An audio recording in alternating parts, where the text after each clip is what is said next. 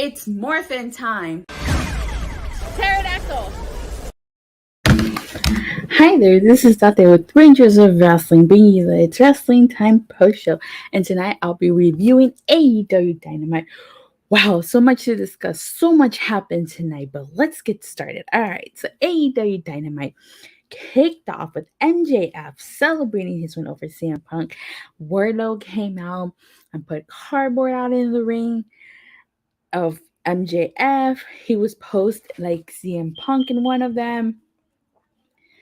And then FTR came out. Then Sean Spears. MJF was basically saying that he beat Punk twice in Chicago and that he wants to make it clear he's the best in the world and that he wants to make a statement. And he thanked Sean Spears, and Wardlow's face said it all. He was not too happy about the fact that MJF did not thank him. So they're still planting those seeds for a heel turn, that's for sure.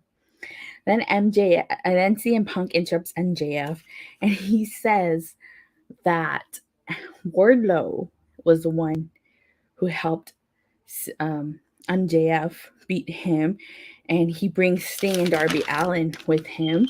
And he wants a rematch against Wardo. MJF tells him that he's not going to get a rematch unless he beats FTR in a tag match tonight, and his partners cannot be Sting or Darby Allin. So that sets up a tag team match for the night. And I actually like this segment. This is a great way to kick off AEW Dynamite. Although I have to say it was kind of weird, kind of a different experience for them to kick off AEW Dynamite with a talking segment instead of a usual match. But hey, stuff changes. And then we had Wardo versus The Blade. Honestly, this match didn't do opening. Let me see. Steve Callahan saying good opening. Definitely is a good opening. And I know that this segment led to the match, Wardo versus The Blade, but this match didn't do it for me. It's the same thing. And we're going to keep dealing with the same thing. Wardo winning, Sean Spears sitting in the spotlight until they pull the plug on Wardo turning on MJF. I wonder what's going to happen first. Is Veer going to debut first on Raw, or is Wardlow going to turn on MJF first? Guess we got to wait and see. Then we had an Inner Circle segment, but only Chris Jericho, Hager, and Sammy Guevara come out together. Santana and Ortiz come out separately. First match was black. Yeah, bathroom break match, that's for sure. And then Santana basically says that him and Ortiz always played second fiddle to Jericho, and that Jericho is the one who was over. And Jericho says that Santana and Ortiz remind him of, I think he said, Eddie Guerrero. And he questions why they were with Eddie Kingston in the first place.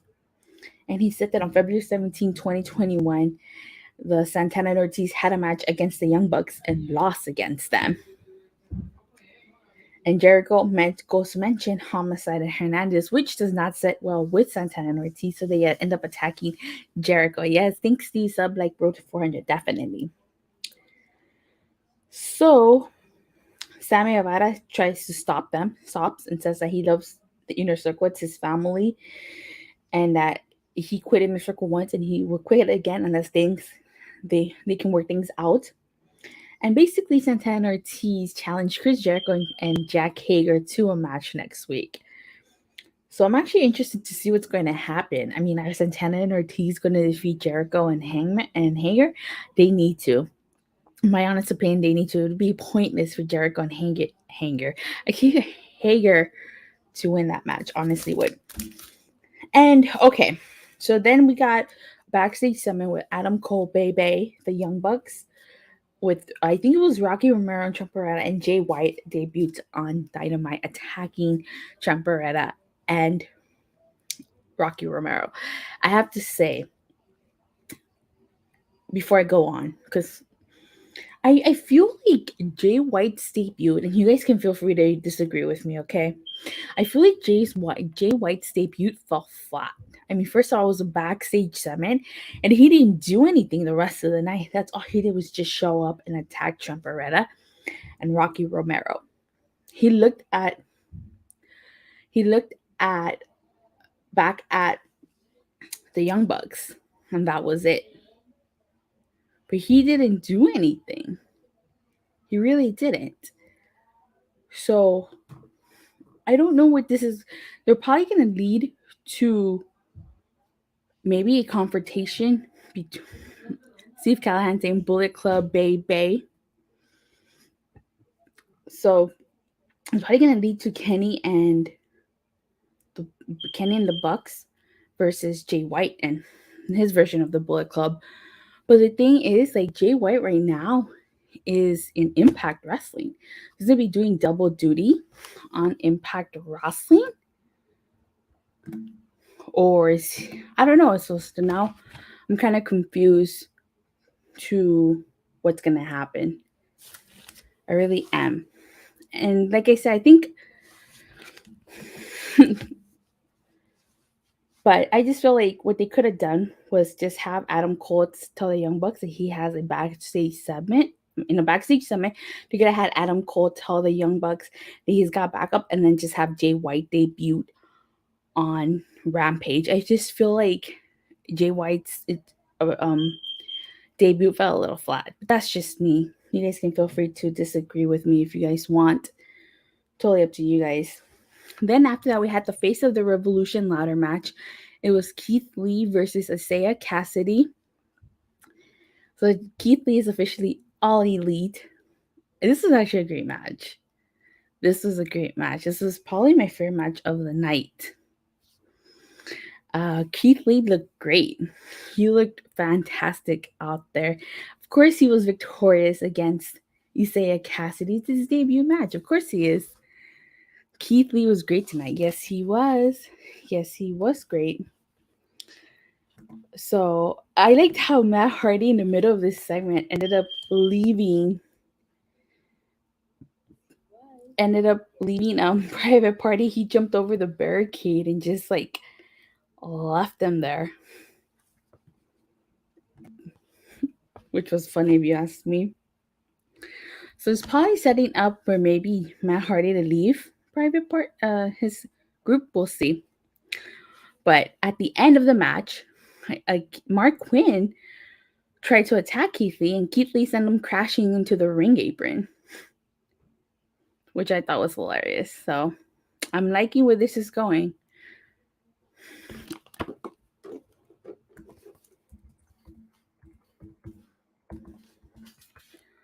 Then we had FTR versus CM Punk and a mystery partner of his choosing. I thought this was where the Forbidden Door was going to open, but it ended up being none other than Jon Moxley. This is actually a fun match. I actually really like this match. I like this one in the Isaiah Cassidy match. This was a really, really fun match.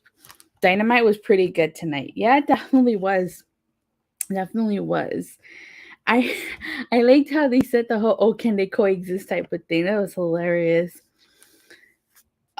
One of my favorite parts in this match was towards the end when Tully Blanchard got involved and he started hitting CM Punk with his jacket. I thought that was hilarious. And despite the cash Wheeler got CM Punk's trunks, it was not enough for the victory. CM Punk and Jon Moxley ended up being victorious. This is a great match. And then we had the Tvs Championship match.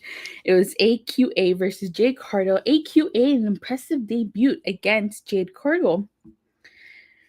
But a tag match was great. Yeah, it was great. Of course, she still lost. But it was impressive nevertheless. I actually liked that match. I really did. And then we had the Serena Deeb versus, I think it was Kate Arquette or Katie Arquette. And Serena Deeb was calling this the Professor Challenge, where she had 5 minutes to beat a rookie or something like that. And that's essentially a squash match. This match, I don't know what the point of this match is. I mean, Serena Deeb doesn't need this. A.Q.A did good. Yeah, she did fantastic. Serena really doesn't need this. Maybe it's just to try to help put. Maybe it's just to showcase talent from AEW Dark and AEW Elevation. But yeah, Serena Deeb doesn't need this. And in the main event, we had the Texas Death Match for the AEW World Championship match. It was Hangman Adam Page versus Lance Archer. This was a great match. Hangman attacking Lance Archer before the start of the match. Both Hangman and Lance Archer were busted open during this match. I liked how Lance Archer choke slammed Hangman onto the trash can. Serena Deeb match, blah. Are you serious? You didn't like it? That main event was so good. Yeah, it definitely was good. Oh, one moment that made me cringe though was when Lance Archer grabbed the fork and he started stabbing Hangman with it, and then he licked it. Ew! Talk about an ill moment. Dan Lambert came out, unscrewed like the turnbuckle to like prevent Hangman Adam Page from using the buckshot lariat. And then at the end, oh my god, Hangman, Lance Archer had grabbed a steel chair with the barbed wire.